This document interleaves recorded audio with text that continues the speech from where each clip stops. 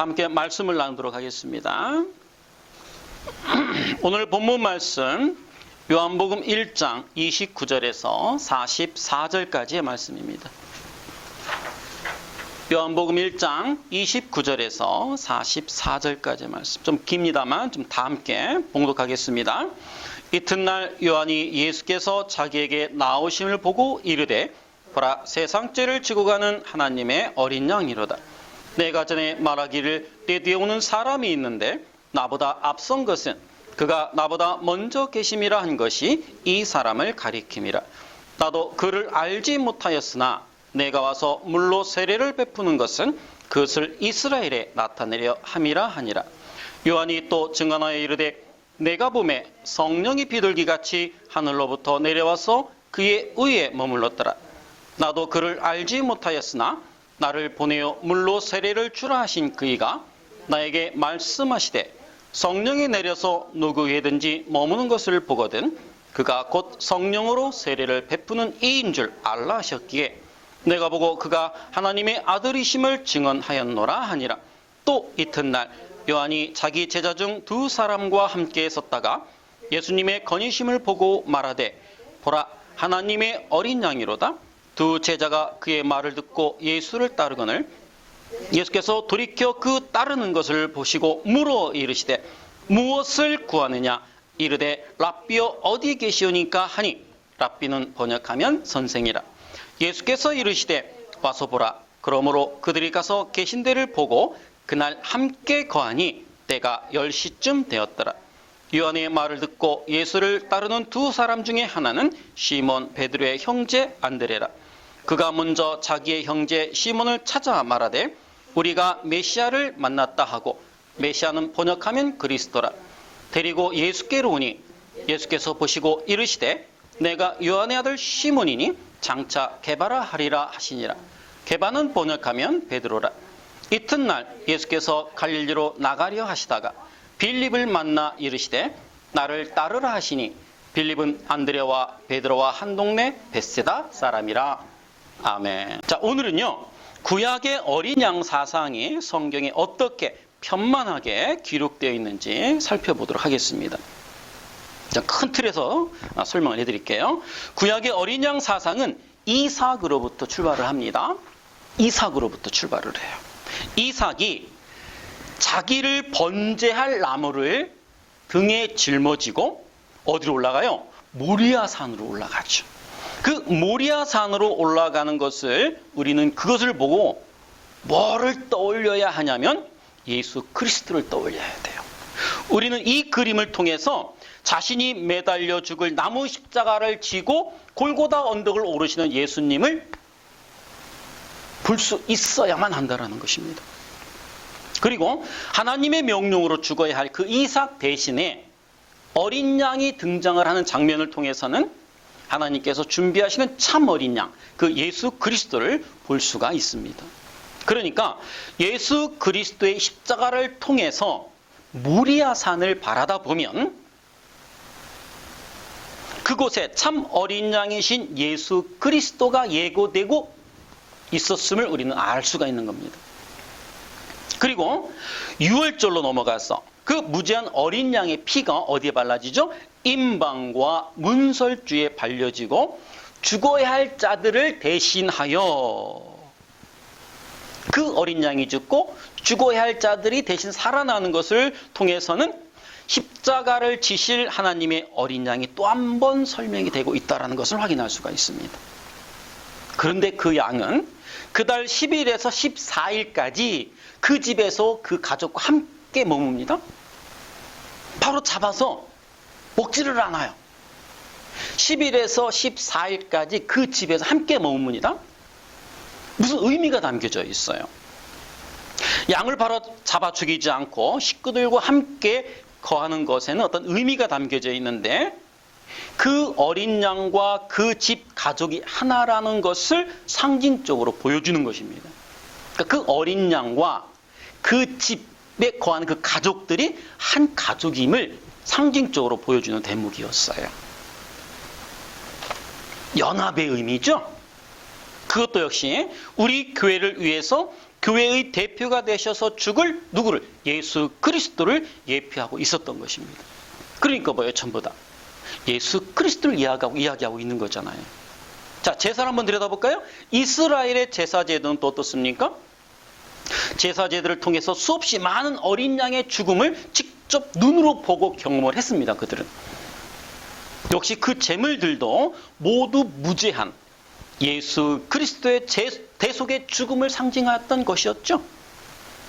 예수 그리스도의 그 대속의 죽음을 상징하던 것이었습니다.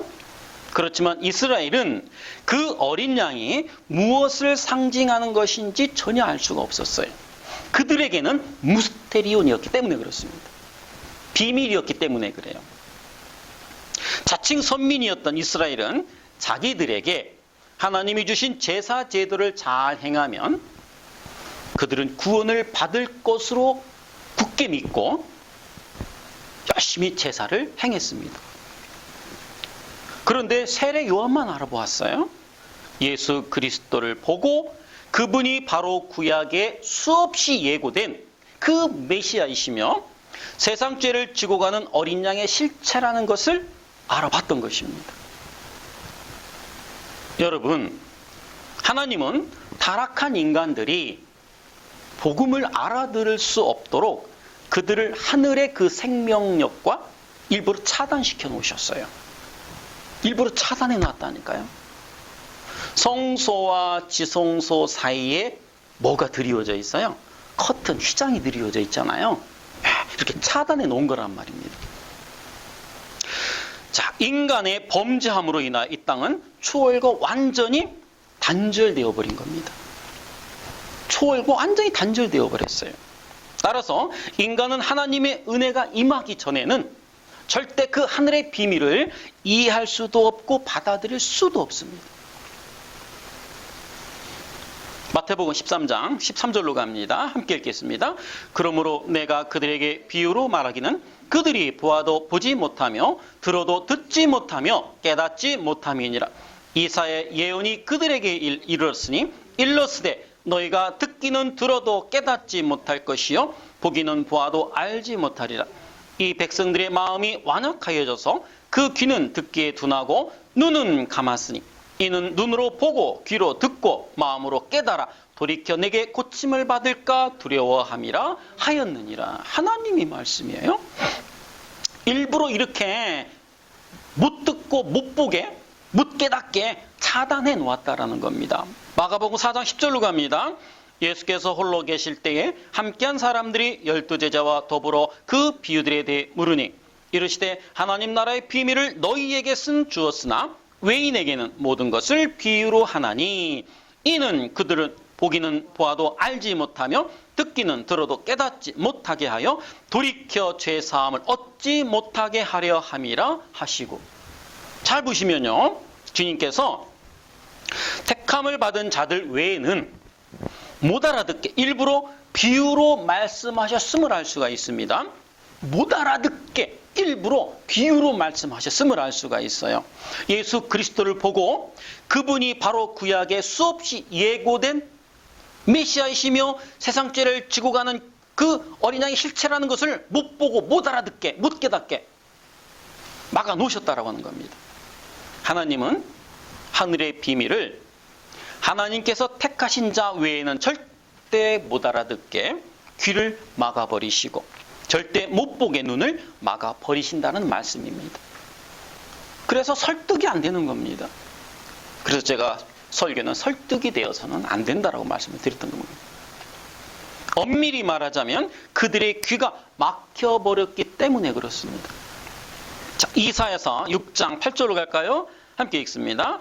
내가 또 주의 목소리를 들으니 주께서 이르시되 내가 누구를 보내며 누가 우리를 위하여 갈꼬 그때 내가 이르되 내가 여기 있나이다 나를 보내소서 하였더니 여호와께서 이르시되 가서 이 백성에게 이르기를 너희가 듣기는 들어도 깨닫지 못할 것이요 보기는 보아도 알지 못하리라 하여 이 백성의 마음을 둔하게 하며 그들의 귀가 막히고 그들의 눈이 감기게 하라 염려하건대 그들이 눈으로 보고 귀로 듣고 마음으로 깨닫고 다시 돌아와 고침을 받을까 하노라 하시기로. 이 구절을 보시면요, 택함을 받지 못한 자들이 혹시 복음을 알아들을까 봐 하나님께서 노심초사하는 듯한 그런 모습을 보이시잖아요. 그죠? 하나님께서 택함을 받지 못한, 즉 유기된 자들이 이 복음을 듣고 깨달아 하나님께로 돌아올까 싶어 지금 노심초사하는 모습, 그런 모습이 비치잖아요. 수사법의 일종인데요. 하나님은 죄인들에게 이렇게 철저히 복음을 막아버리신다라는 우회적인 표현인 것입니다. 죄인들에게는 철저히 복음을 막아버리신다라고 하는 우회적인 표현이신 거예요. 이 대목은. 때문에 성경은 전도를 뭐라고 합니까? 미련한 것이라고 합니다. 그래서 미련한 것이라고 그래요. 아무도 못 알아먹는 그 무스테리온을 외치는 것이 전도이기 때문에, 그렇잖아요. 알아먹는 자가 없어요. 알아듣는 자가 없어요. 근데 가서 그냥 전해라고 해요. 그러니까 그들이 보기에는 이게 미련한 행위인 거예요. 그렇죠? 그래서 전도는 미련한 것이라고 하는 거예요. 성경에서. 아무도 못 알아먹는 그 무스테리온, 비밀을, 하늘의 그 비밀을 외치는 것이 전도이기 때문에 성경의 전도를 미련한 것이라고 표현을 하고 있는 것입니다. 자, 고린도전서 1장 18절로 갑니다. 십자가의 도가 멸망하는 자들에게는 미련한 것이요 구원을 받는 우리에게는 하나님의 능력이라. 기록된 바 내가 지혜 있는 자들의 지혜를 멸하고 총명한 자들의 총명을 폐하리라 하였으니 지혜 있는 자가 어디 있느냐? 선비가 어디 있느냐? 이 세대의 변론가가 어디 있느냐? 하나님께서 이 세상의 지혜를 미련하게 하신 것이 아니냐? 하나님의 지혜에 있어서는 이 세상이 자기 지혜로 하나님을 알지 못하므로 하나님께서 전도에 미련한 것으로 믿는 자들을 구원하시기를 기뻐하셨도다. 유대인은 표적을 구하고 헬라인 지혜를 찾으나 우리는 십자가에 못 박힌 그리스도를 전하니 유대인에게는 꺼리끼는 것이요 이방인에게는 미련한 것이로되 오직 부르심을 받는 자들에게는 유대인이나 헬라인이나 그리스도는 하나님의 능력이요 하나님의 지혜니라. 그렇습니다. 그런데요, 그 미련한 이야기를 알아듣고 감격하여 나오는 무리가 있으니 그들이 곧 교회인 것입니다. 교회만 알아들을 수가 있어요. 하나님의 백성 성도만이 알아들을 수가 있는 겁니다. 이 미련한 이야기를, 이 미련한 소리를 알아듣고 감격하여 나오는 무리가 있어요. 그들이 교회인 겁니다. 세례 요한은 그렇게 무스테리온을 알아듣고, 무스테리온은 비밀이죠. 비밀. 천국의 그 비밀. 성도에게만 열려있는 그 비밀. 그 비밀을 알아듣고 구약의 마지막 무스타고구가 되어서, 무스타고구는 그 비밀을 전하는 자를 일컫는 단어입니다. 그렇죠? 그 비밀을, 진리, 복음을 전하는 자들을 무스타고구라고 그래요. 그 비밀을 전하는 마지막 무스타고구, 선지자가 되어서 세상 죄를 지고 가는 어린 양 예수를 전했던 것입니다. 그러니까 세례요한은 구약의 마지막 무스타고구였던 거예요. 그렇다면 신약의 첫 번째 무스타고구는 누구일까요? 예수 그리스도이시죠. 신약의 첫 번째 무스타고구는 예수 그리스도이시고 줄줄이 따라 올라오는 거예요. 자, 그리고 그의 말을 듣고 또 다른 자들이 무스테리온을 알아듣게 됩니다. 누구의 말을 듣고? 마지막 무스타고구, 세례 요한의 말을 듣고 그의 또 다른 제자들이 그 무스테리온 비밀을 알아듣게 돼요. 그들이 오늘 본문에 나오는 세례 요한의 두 제자입니다. 그들도 무스타고구가 됩니다. 자, 지금 이 무스테리온을 알아듣고 여기 앉아 계신 여러분, 그리고 이 방송을 듣고 계신 여러분, 여러분들도 무스타고구로 부름을 받은 것입니다. 어떤 특정한 사람에게만 떨어지는 명령이 아닌 거예요. 제가 누차 말씀드립니다만 이 성경의 말씀은 똑같이 공통적으로 교회에게 떨어지는 말씀이라고 그랬어요. 근데 아직도 착각하고 있어요. 아니에요. 하나님의 이 모든 말씀은요, 신구약을 통틀은 이 말씀은 하나님 백성이라면 공이 똑같은 무게 질량으로 떨어진 말씀이란 말이에요. 고통 총량의 법칙이라는 게 있어요. 이 땅에서 우리가 받아내야 할 그 시험, 그 시험은 똑같다는 거예요. 모양과 형태와 이런 것들은 다를 수 있지만 통과해야 하는 그 질량은, 무게는 똑같다라는 거예요. 그래서 고통 총량의 법칙인 거예요. 누구에게나 똑같은 겁니다. 근데 그 모양은 다를 수가 있어요. 다르게 나타날 수 있고 다르게 표현될 수가 있어요. 그러나 그 총량은 똑같습니다.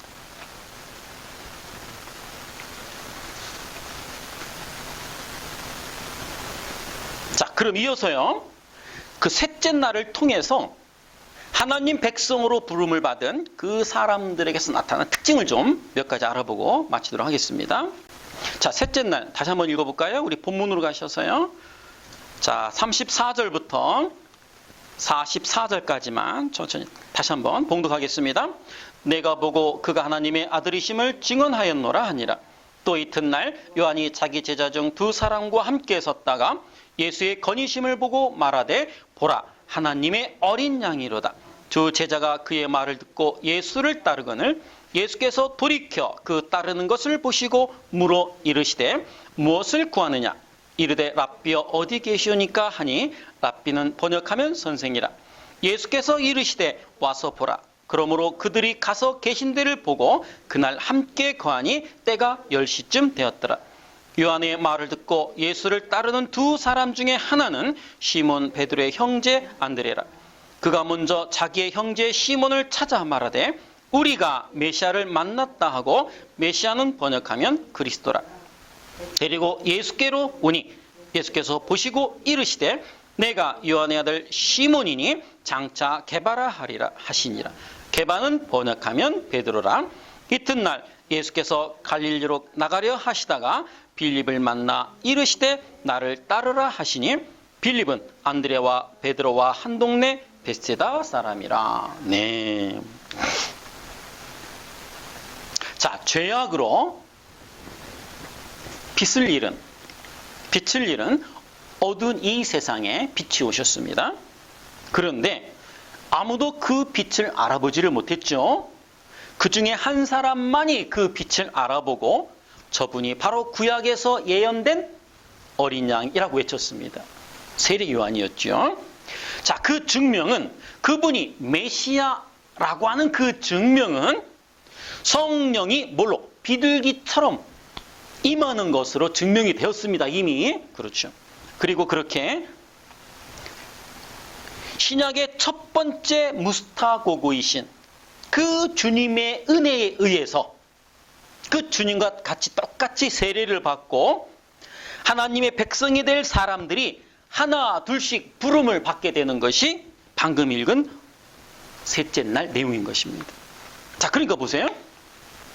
신약의 첫 번째 무스타고, 그러니까 성령 세례를 받고, 그렇죠? 신약의 첫 번째 무스타고구가 되신 그 예수님, 그 주님의 은혜의 은혜에 하나님의 백성들도 똑같이 세례를 받아요. 세례를 받고 하나님 백성이 될 사람들이 하나 둘씩 부름을 받게 되는 것. 이게 셋째 날의 내용이라는 거예요.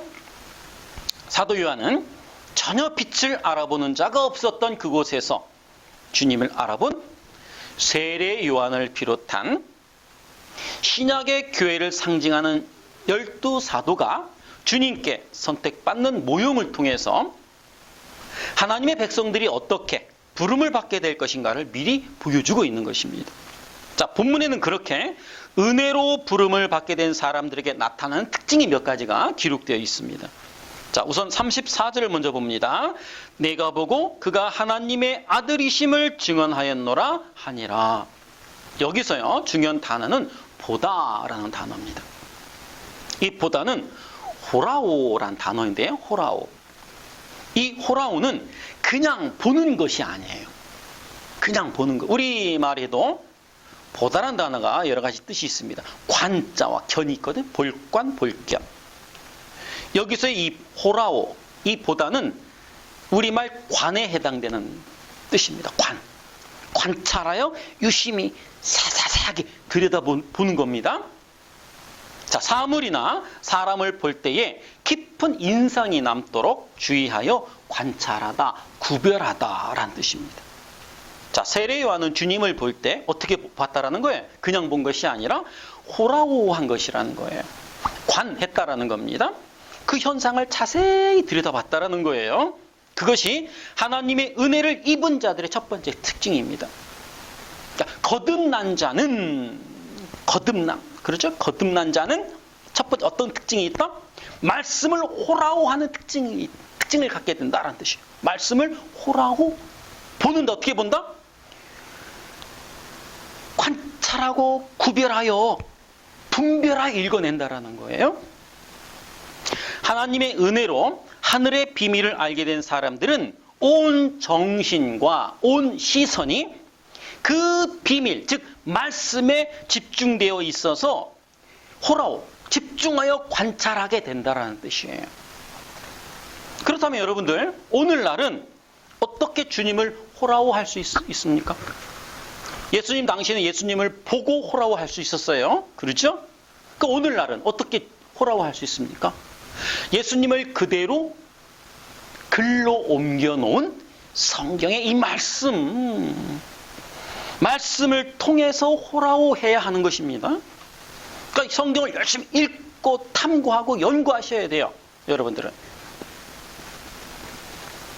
그래서 그런 사람들은 하나님의 말씀을 배우는 일을 다른 모든 일 위에 얹어놓게 되는 거예요. 그러니까 삶의 중심이 이 말씀이 있는 거예요. 삶의 중심에.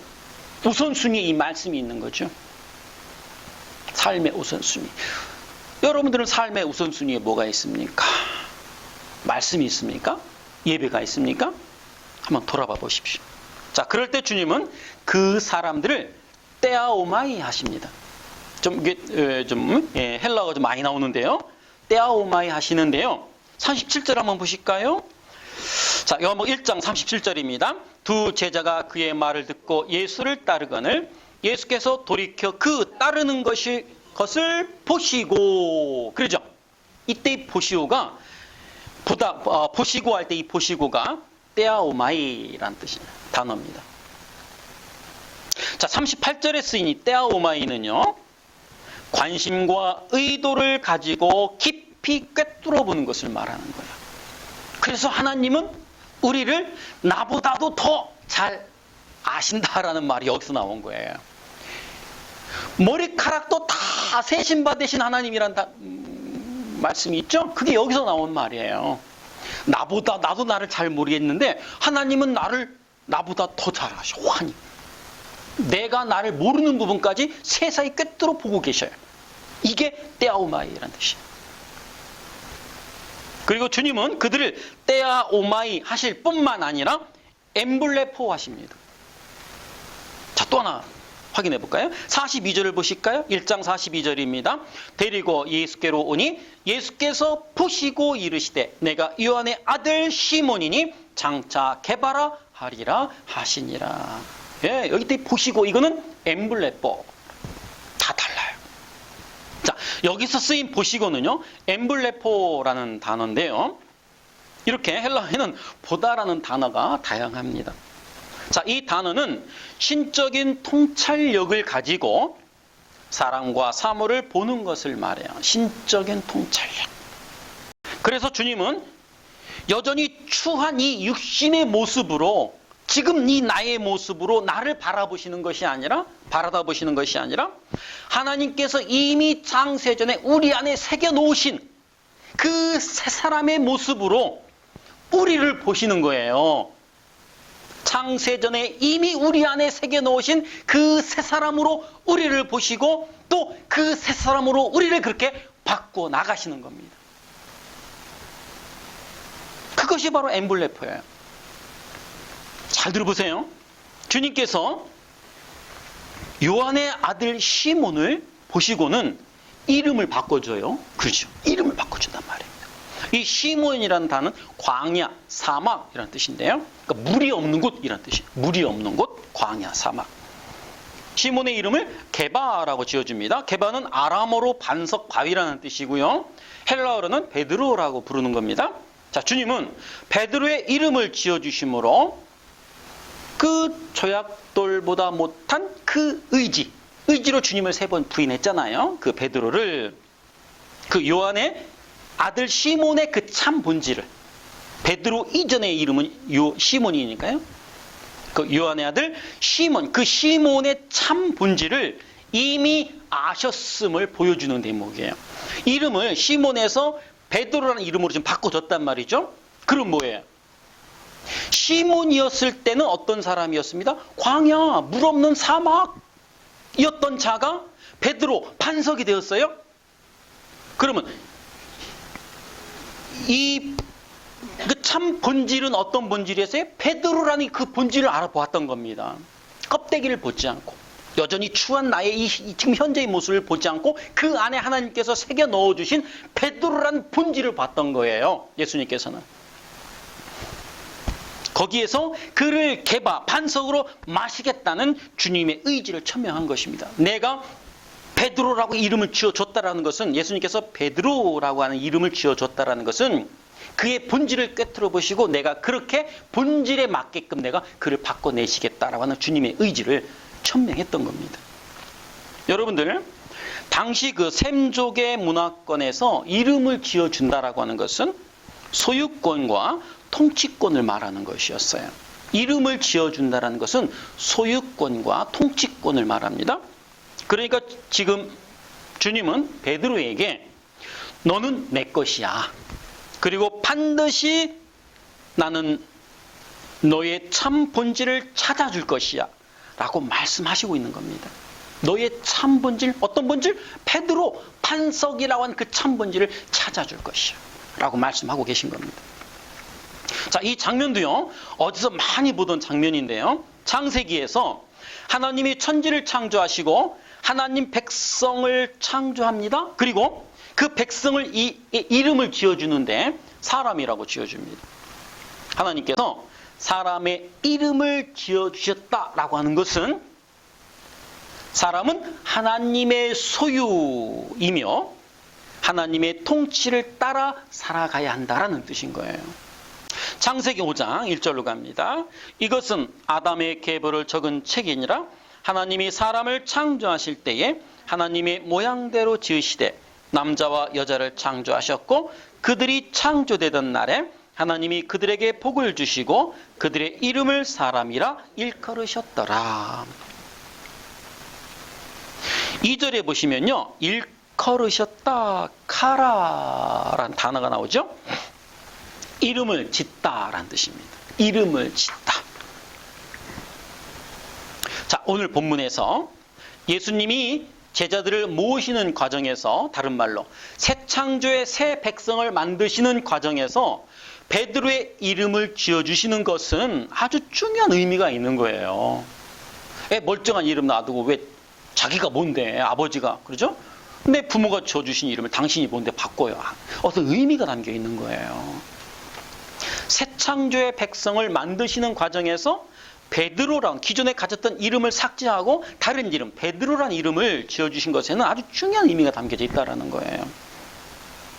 첫 창조의 아담과 하와가 하나님께 이름을 바꾸도 타락한 것과 비교하여 이제는 예수님께서 당신으로 말미암아 영원히 타락할 수 없고 영원히 하나님의 통치에 순종하며 하나님께 순복하는 참 하나님의 백성, 참 이스라엘을 만들고 계심을 본문에 베드로의 이름을 지어주는 그 장면을 통해서 보여주고 계셨던 겁니다. 자, 첫 시간에 제가 장세 7날과 요한복음의 7날은 같은 구조를 갖는다라고 말씀을 드렸었죠. 그 장면은 요한계시록 마지막 장으로 이어집니다. 확인하고 가볼까요? 계시록 22장 3절입니다. 다시 저주가 없으며 하나님과 그 어린 양의 보좌가 그 가운데 있으리니 그의 종들이 그를 섬기며 그의 얼굴을 볼 터이요 그의 이름도 그들의 이마에 있으리라. 하나님은 하나님 백성들에게 하나님의 이름을 주십니다. 자, 예수님께서 시몬이라는 이름을 삭제하고 베드로라는 이름을 줬단 말이에요. 하나, 이건 상징입니다. 하나님께서는 우리에게 공이 어떤 이름을 하나씩 주셨는데 그것은 당신의 이름을 우리에게 주셨어요. 자, 이름을 주시고는 당신의 소유권과 통치권을 발휘하셔서 그의 성품과 인격을 그 이름을 받는 모든 사람들에게 유구하십니다. 아니, 그렇게 만들어내실 거란 말이죠. 그게 창세기에 아담의 이름을 지으시는 하나님 안에서 요한복음에 베드로의 이름을 지으시는 예수님 속에서 힌트되는 것입니다.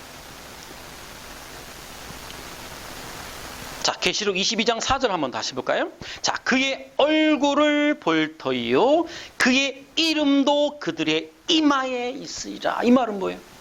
그러니까 여러분들 이마에다가 인숙, 종아, 은민, 채윤 이런 이름을 새기고 가면 안 된다라는 거예요. 어떤 이름을? 예수라는 이름을 새겨서 가야 된다라는 거예요. 그 이마에 어떤 이름이 새겨져 있느냐? 이 땅에 그 이름이 새겨져 있느냐? 내가 준 그 이름이 새겨져 있느냐를 보고 끌어당기고 밀어내고 하시는 겁니다. 그것을 예수님께서 시몬의 이름을 삭제하고 베드로라는 이름을 주시는데 그 의미가 담겨져 있는 겁니다.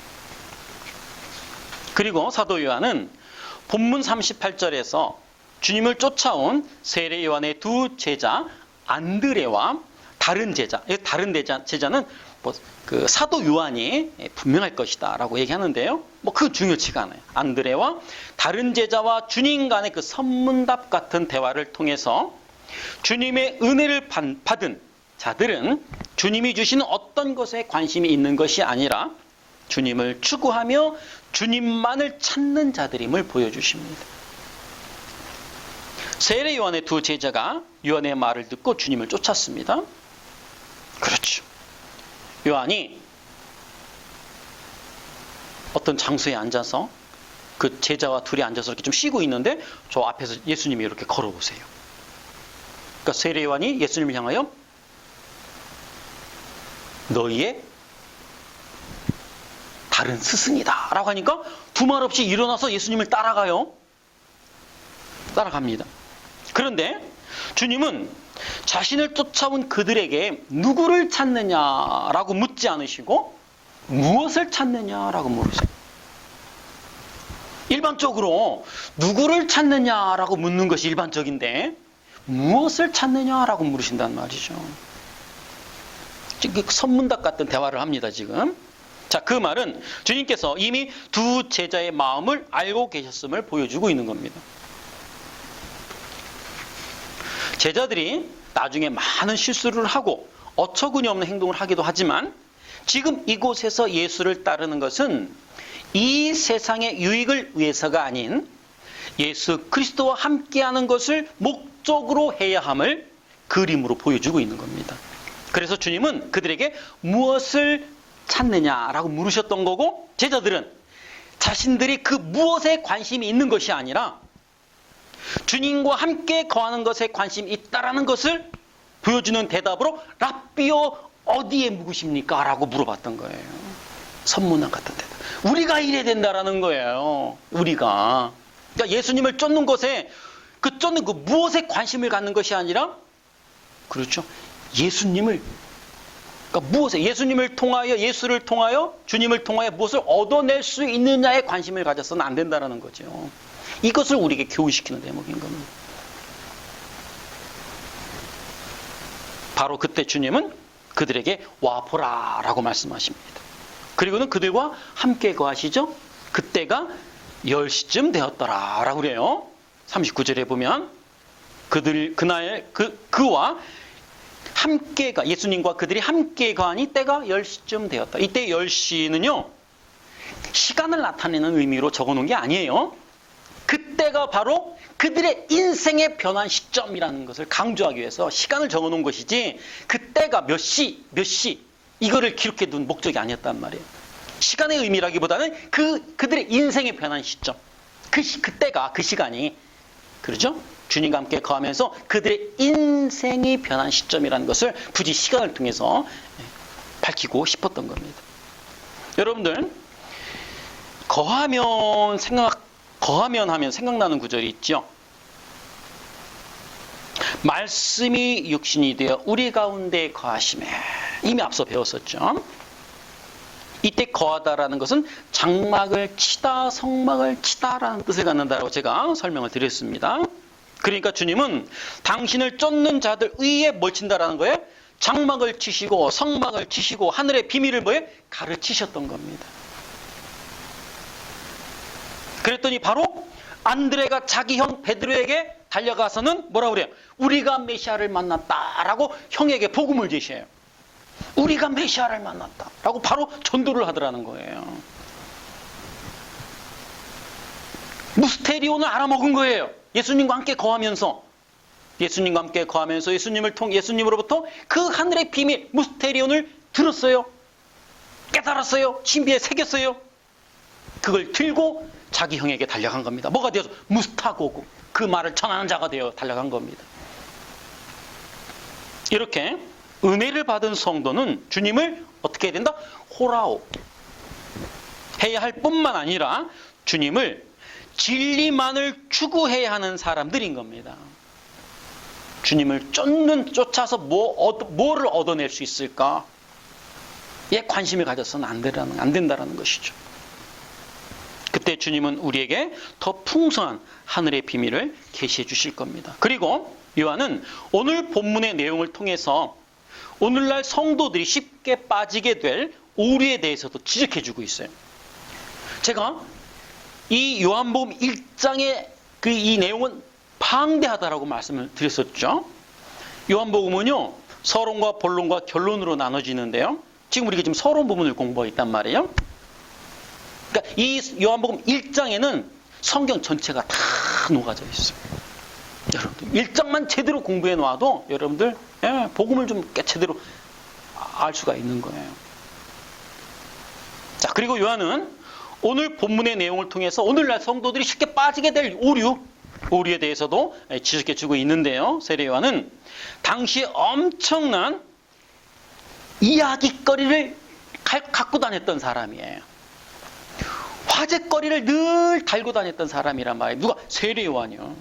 그래서 헤롯 왕까지 그 세례 요한을 흠모했을 정도라니까요. 흠모했어요. 그리고 그 완악하고 고집불통의 대명사인 바리새인들까지도, 또 서기관들까지도 그에게 나와 세례를 받았던 겁니다. 세례 요한, 그도 사람이었습니다. 사람들의 칭찬과 자신의 명성을 왜 싫어했겠습니까? 사람이라면 다 좋아하는 것들. 그러나 그는 단호하게 그것을 거부했습니다. 그리고는 자기의 제자들까지도 주님께 보냈어요. 이 중요한 대목이에요. 자기의 그 두 제자까지도 예수님께 보내버렸어요. 너희의 또 다른 스승이야 라고 하면서 그들을 부축해서 보냈다니까요. 여러분, 성도는 이 땅의 안내자와 지도자에 집착해서는 안 됩니다. 그 안내자와 지도자를 통해서 주님께로 가야 하는 것이지 그 안내자에게 집착해서는 안 되는 거예요. 목사를 여러분들의 하나님으로 삼아서는 안 된다는 겁니다. 목사도 하나님의 은혜가 떠나면 쓰레기에 불과합니다. 배설물에 불과한 자들입니다.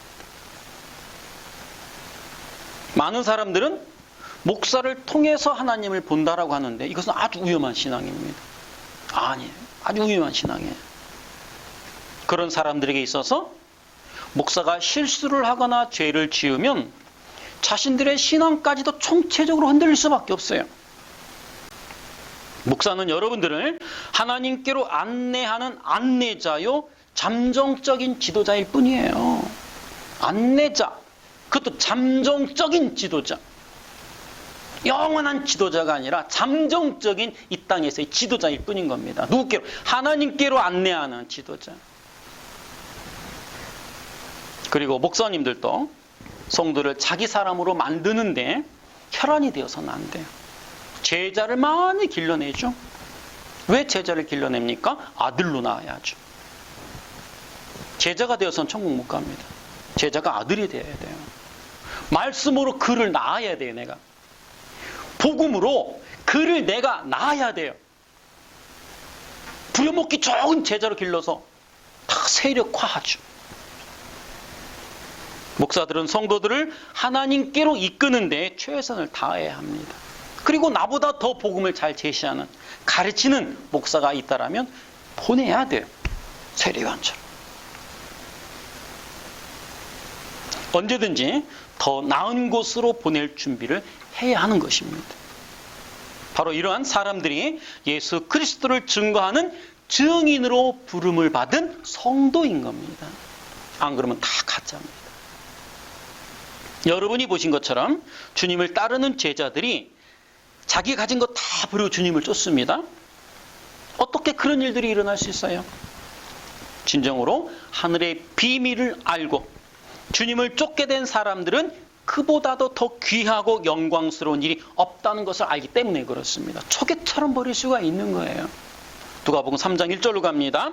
디베레 황자가 통치한 지 15해 곧 본디오 빌라도가 유대의 총독으로, 헤롯이 갈릴리의 분봉왕으로, 그 동생 빌립이 이두레와 드라고니 지방의 분봉왕으로, 루사니아가 아빌레네의 분봉왕으로, 안나스와 가야바가 대제사장으로 있을 때에 하나님의 말씀이 빈들에서 사가랴의 아들 요한에게 임한지라. 이 짧은 구절 안에 등장하는 인물들을 한번 손꼽아 보세요. 당시의 세상 권세를 잡은 사람들입니다. 당시에 세상 권세 잡은 사람들은 이 구절 안에 몽땅 다 들어가 있어요. 한마디로 당시의 세계를 이끌던 역사의 주인공들이었단 말입니다. 당시 세계를 이끌어가던 이 역사의 주인공들이었어요. 그런데 그들이 왜 여기에 등장합니까? 의미가 있어요. 괜히 등장시켰겠어요? 성경의 말씀 한 구절 한 구절 하나 헛되이 기록된 구절은 없습니다. 자, 보세요. 세상 역사가의 눈에는 전혀 눈에 띄지 않았던 한 사람이 있었어요. 세상 역사가의 눈에는 전혀 눈에 띄지 않았던 한 사람 있었는데, 약대 털옷을 입고 하나님의 어린 양이신 예수 그리스도를 증거했던 사람이 있었습니다. 세례 요한이죠. 그 세례 요한의 때를 가리키는 데에 자리매김용으로 그들이 등장한 것입니다. 자리매김용, 쉽게 말하면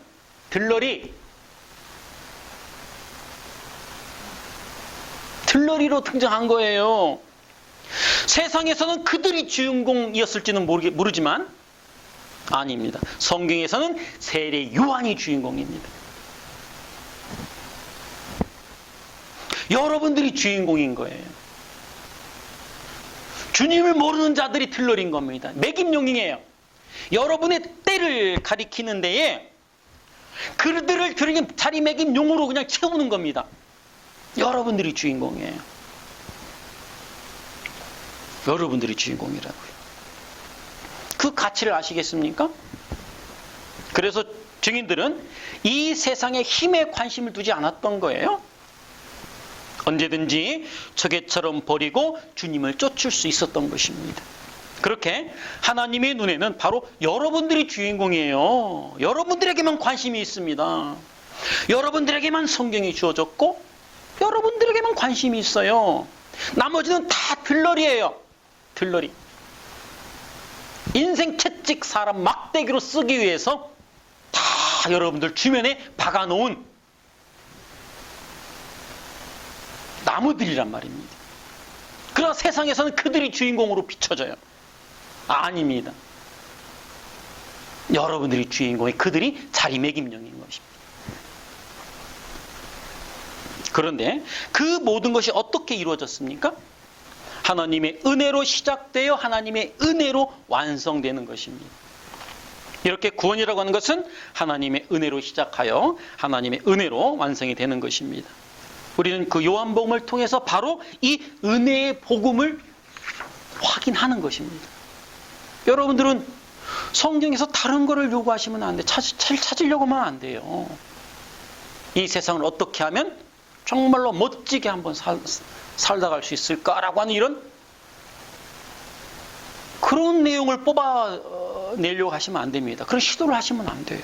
성경은 오직 예수 그리스도와 그의 나라와 하나님과 그의 백성들에 대한 이야기밖에 기록되어 있지 않아요.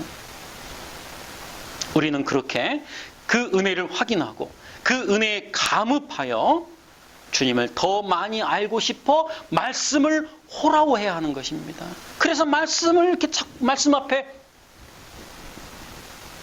겸손하게 매 시간 날마다 나오는 거예요. 여러분들은 주님이 주시는 어떤 것이 아닌 주님만을 추구해야 하는 겁니다.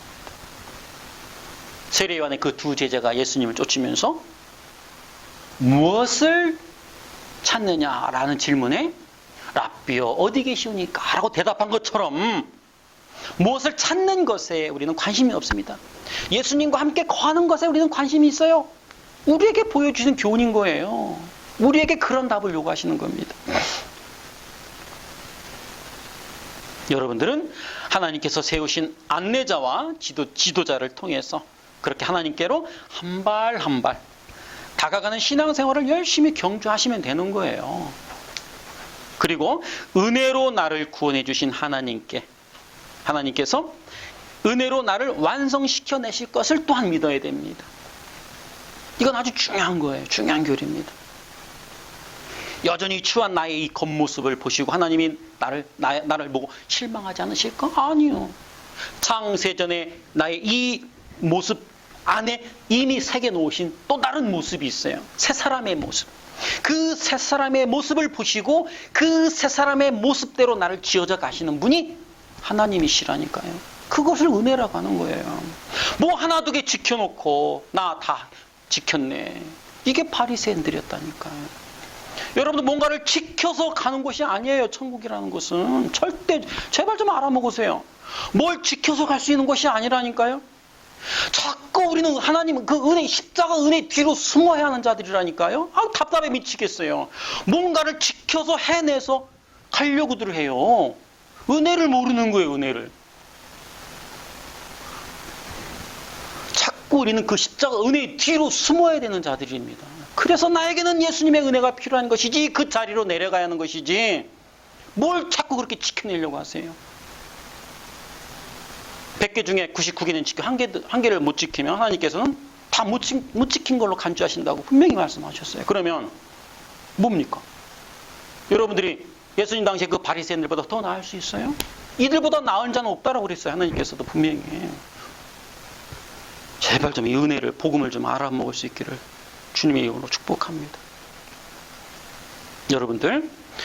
여러분 자신에게 실망하실 때마다 그 은혜의 십자가 꼭 숨으십시오. 그래서 나에게는 예수가 필요한 것이지. 그래서 나에게는 예수님의 그 은혜가 필요한 것이지. 자꾸 이 자리로 내려가는 거 이걸 자기 부인이라고 하는 거예요. 자기 부인. 내가 비워져야 하나님이 채우고 들어올 것 아닙니까?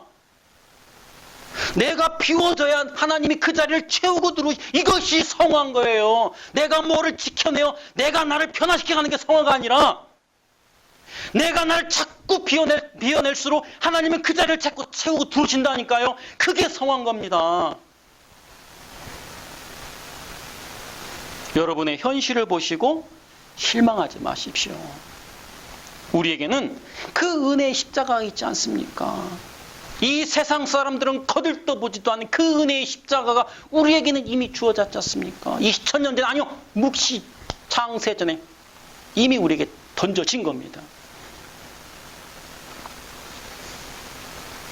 그렇게 자신의 나약함을 인정하고 주님의 십자가 뒤로 숨은 베드로를 보세요.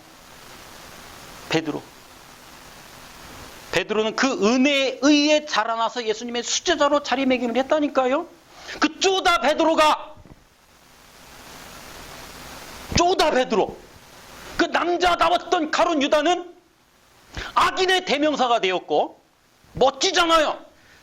내 죄는 내가 책임지겠다는 거 아닙니까? 내 죄는 내가 책임지겠다. 내 죄는 내가 책임지겠다 목매달았어요. 창자가 터져 죽었습니다. 악인의 대명사로 자기 자리매김했고 그 쪼다 베드로 죄악돌만도 못한 그런 의지로 예수님을 3번 부인했던 그 쪼다 베드로는 예수님의 그 참 본질, 예수님의 은혜에 의해 그 참 본질을 찾아가요. 조금씩 한 걸음씩 나아갑니다. 수제자로 자기를 했다는 거예요. 여러분, 기독교는 오직 은혜입니다. 오직 은혜예요. 그 은혜가 여러분의 삶을 바꾸고 그 은혜가 여러분을 성숙시켜 내실 겁니다. 그게 복음인 거예요. 기도하시겠습니다.